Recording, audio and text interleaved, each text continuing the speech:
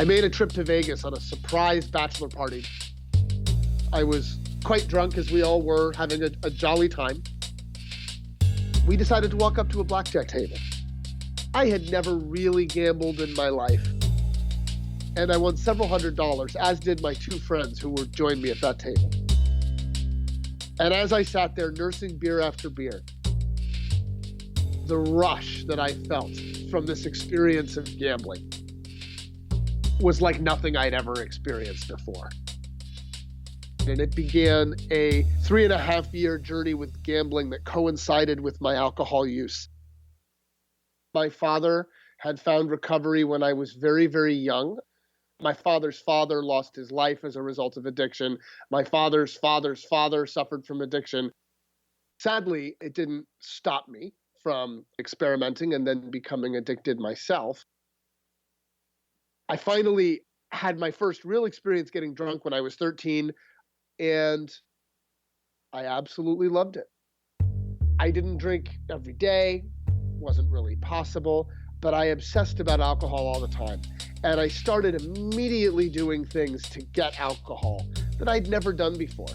Shoplifting it from the local convenience store, taking from my friend's parents' liquor cabinet. And I started drinking alone. By about 15 years old, I realized that maybe I had issues with alcohol. I walked into a recovery meeting, and what I'll always remember about it was how I immediately felt attracted to all of those people in the room. They seemed to talk about feelings of sadness and isolation and things that they had felt. And I felt more at home in that environment than maybe I had ever felt in my life. I actually ended up remaining in recovery for over 5.5 years. My grades improved dramatically. I auditioned and got into my first choice theater school, which was Emerson College in Boston. I was sober. Being the 18-year-old sober boy at the keg party is not the most appealing place to be. The Democratic presidential fight was starting to heat up between, at the time, Vice President Gore and Senator Bill Bradley from New Jersey. And I was just gravitated to the news of this political campaign and the excitement of it. I took a bus from Boston up to Manchester, New Hampshire, to volunteer for Senator Bradley's campaign. I just was so attracted to this excitement. There was a rush in this work. And I switched my major to communication, politics, and law. And I started to have a lot more fun. The summer prior to my senior year, I'd had my first paying job in politics. I had started as an intern and then gotten hired for the summer to work on a campaign for governor of Massachusetts. And I was at an after-work party. I could still tell you that I had 4 beers that evening. And I remember walking home excited, thrilled, exhilarated, and thinking there's no possible way I could be an alcoholic, and I have now wasted 5.5 years of my life. Drinking was just an exclamation point at the end of a wonderful college experience. I graduated cum laude from the school, had a job lined up to go work on John Kerry's presidential campaign. I'm sort of naturally a shy person or an introvert in a large group of people. And I would start to drink and I would feel completely comfortable. I would feel comfortable doing an impersonation of our boss, and everybody laughed. Now, I only felt comfortable doing that after I'd had a couple beers. So those beers in my mind were the key to social success, to being liked by women. Look at me, I'm traveling the country, I'm making a difference. And alcohol is at the core of that. The career continues to accelerate. All the while, my drinking is increasing. All the while, I'm caring a lot more about being out at the bar than I am planning the wedding, which took place in September 2007.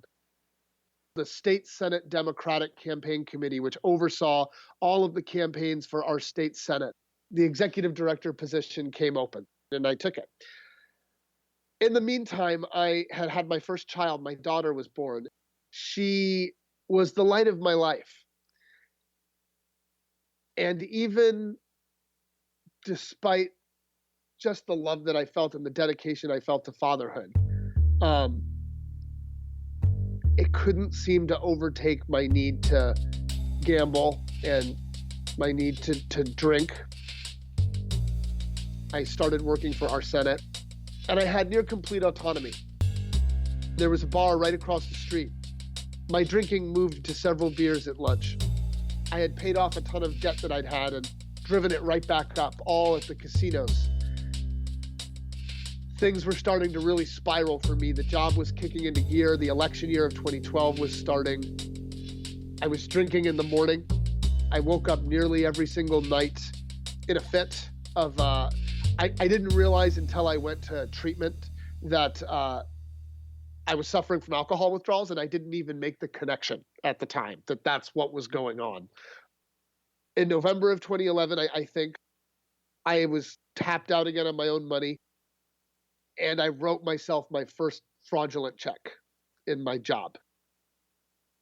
Now, this is a cause that I dedicated myself to for, at that point, nearly a decade.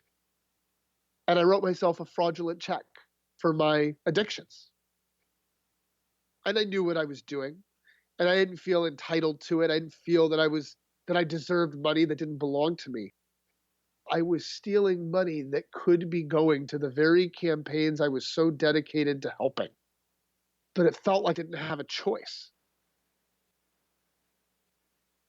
Little did I know at the time, because I wasn't aware, that I had taken about $250,000 from the campaign committee and drank and gambled every penny of it away.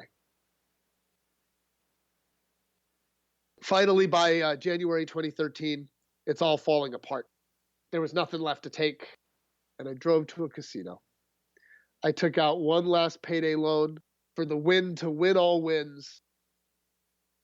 I lost it all in a couple hours, and I went to my first recovery meeting in a long time on February 16th, 2013, and I haven't had a drink, a drug, or a place to bet since. I came back, I had to face the music. I fessed up, lost my position, obviously, went into treatment. I knew my marriage was over. I knew that I had a son on the way and that I had a kid I loved. And I felt that I deserve a second chance at life. I've got to accept responsibility for the things that I've done. And I can't run around and just blame addiction for it. And it was very important to me through the process to not do that. I started this journey of humility that continues to this day, trying to right the wrongs that I'd done, trying to find a way to be comfortable in my own skin, absent alcohol, which had never happened for me. Even in my first venture into recovery, that's what was lacking. That never happened for me. I pled guilty to 8 counts of felony theft, and I ended up doing 3 months behind bars and then 5 months in work release prior to going into community custody. Every single person I met in there, 85% of them, were in there for addiction-related crimes. This is such a broken system. I wanted to do something about it. Is there a way to merge my love for politics and organizing with my passion for recovery? Because I'd like to do something about it, and I felt somewhat of a responsibility, kind of given my background, to give back. And it's all been amazing.